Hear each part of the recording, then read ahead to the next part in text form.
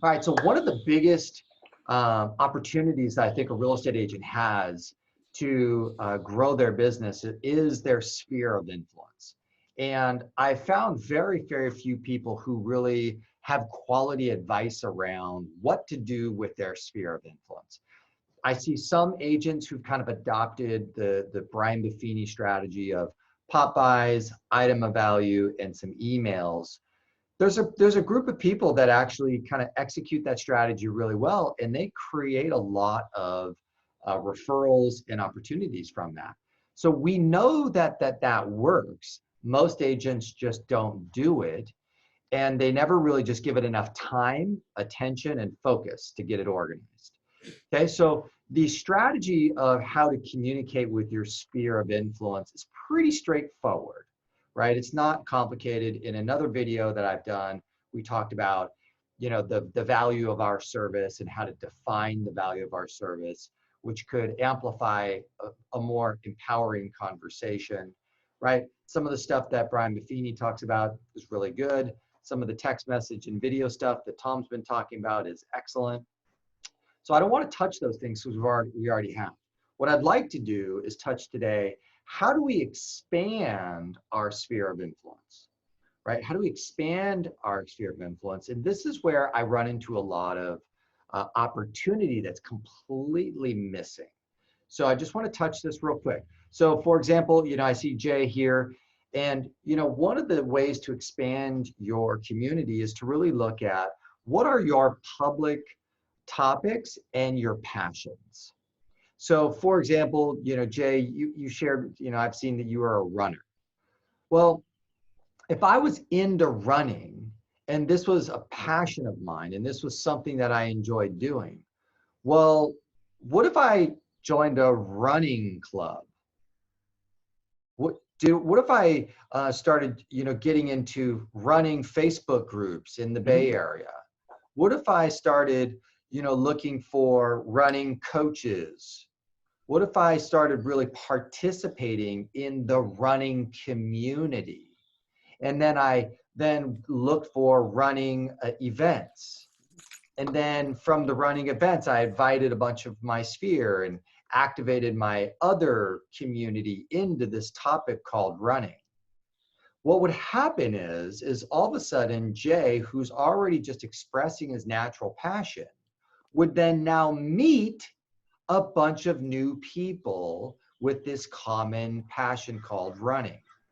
And what happens when you're a real estate agent and you meet a bunch of new people with a common passion? What happens? There's a nice bond between the runners, especially.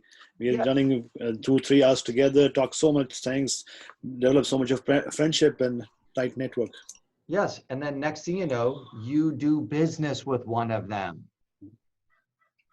This is the number one thing that I think real estate agents are completely dropping the ball with, is a realtor who is just a realtor is the most boring human being on the planet. A realtor who is a runner, a realtor who is a surfer, a realtor who, loves to do this art passion, a realtor that does this other thing. Wait a minute, they do a ton of business with all of the people in each one of those communities. And so instead of all of us chasing people we don't know, trying to spend money marketing to people we have no idea who know who we are, what we do, if we actually just spent more time really involved in our passions that have communities behind it, and you engaged in the communities, you would meet more and more amazing people that you can connect with, and you would do business with them. Have fun on the way. Yep. Oh, what a terrible opportunity. So one of the things that I want to make sure, especially for all my coaching clients, is I want you to really exercise your passions in life, but do it with community. And when you do that, your business will get better. You'll sell more homes. Quick example of this, just to put a bow tie on this. My wife and I, we got the Hungarian pointer dog. We went to the dog beach. Next thing you know, we meet tons of people who have the same dog. And then we meet all these other dog owners, and we all of a sudden have a bunch of new dog friends. And wow, we started doing business. We've done probably 3 transactions with friends that we made because of the dog.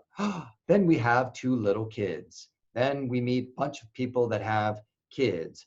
And next thing you know, we're doing business with some of the people that we have become friends with because of the kids. Patrick plays soccer. I go get involved in the soccer community. I make friends. Next thing you know, Patrick's doing business with people in the soccer community.